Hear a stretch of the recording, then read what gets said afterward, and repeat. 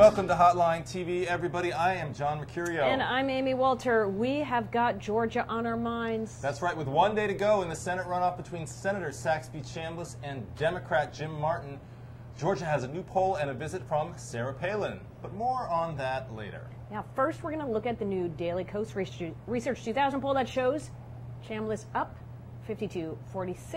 Interesting. John Mercurio, what do you think? I think those are interesting numbers, Amy You Walter. do think they're interesting? Do they? Thank you for sharing them with us and with all of our viewers. I'm surprised it's still relatively close. I mean, I thought this was going to be something that Chambliss, given the fact that this is a Republican state, he is the incumbent, he's got a heck of a lot more money, would have been able to run away with. The early voting does show advantages for him. Black turnout hasn't been as high, That's which right. is why you're seeing Martin campaigning with Ludacris, among other African Americans, over the past couple of days, trying to Indeed. drum up as much support as Obama was able to create and help create for Martin during the election on the 4th.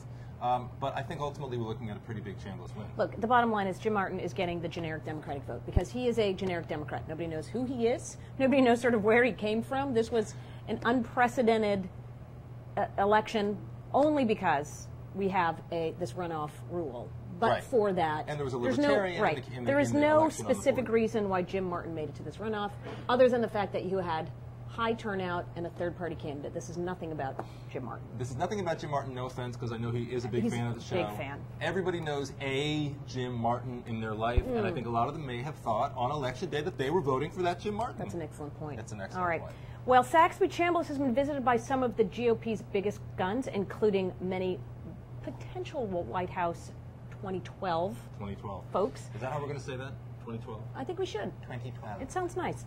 All right, Martin's had some famous surrogates too, but one very high-profile surrogate, Barack Obama, has stayed away. He recorded radio ads and robocalls. Good idea for him to have avoided going down and campaigning here? He's a very busy man. I don't think anybody's going to fault him for having stayed away. Absolutely not. It's not as though he's in hiding. He's out there every day holding these press conferences. Just did one today with his new foreign policy national security team. And yeah, strategically, was this a good move? Probably, because had he gone down there, had he invested any of his political capital, he was probably going to be connecting himself to a losing candidate. I think all the sort of indications are, as you just said, brilliantly, might I add. Every indication is that Martin's going to lose, and Obama doesn't, during the first month of his administration in waiting, doesn't need to, tarnish his political appeal in any way. I agree. I think this would have been a lot different had there been an African American in the runoff. Then we might be that would be interesting. I wonder. Oh, I wonder if there would be more pressure. I'm not saying that he would do it. If there would be more pressure for Obama to do something. I think you're right. There would have been more pressure. I'm not sure it would have been a good idea for him to have Totally gone down agree. there, Totally agree on that. for that purposes. But anyway, we're just sitting here in Washington rambling on about this race. Quinn McCord is standing by in our Savannah bureau, where Governor Sarah Palin is speaking right now. Quinn, what's going on down there?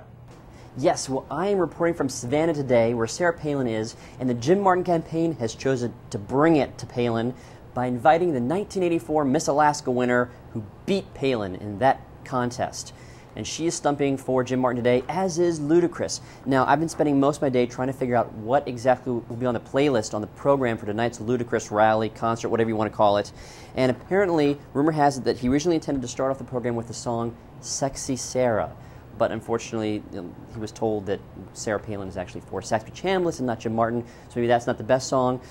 There was some talk of replacing that song with either his hit Fatty Girl or Fat Rabbit.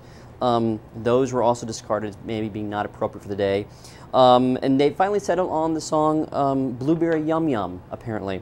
Although because it is in Georgia, in honor of that, the lyrics will be temporarily changed to Peach Yum Yum. Now, there was a bit of an embarrassing moment earlier today when Jim Martin asked to sing a duet with Ludacris to express his belief that they will defeat Saxby Chambliss tomorrow. And their goal of that, Martin suggested they sing Ludacris' song, I Want to Lick You. But then, after examining the lyrics, the Martin campaign decided that was probably not the best option either.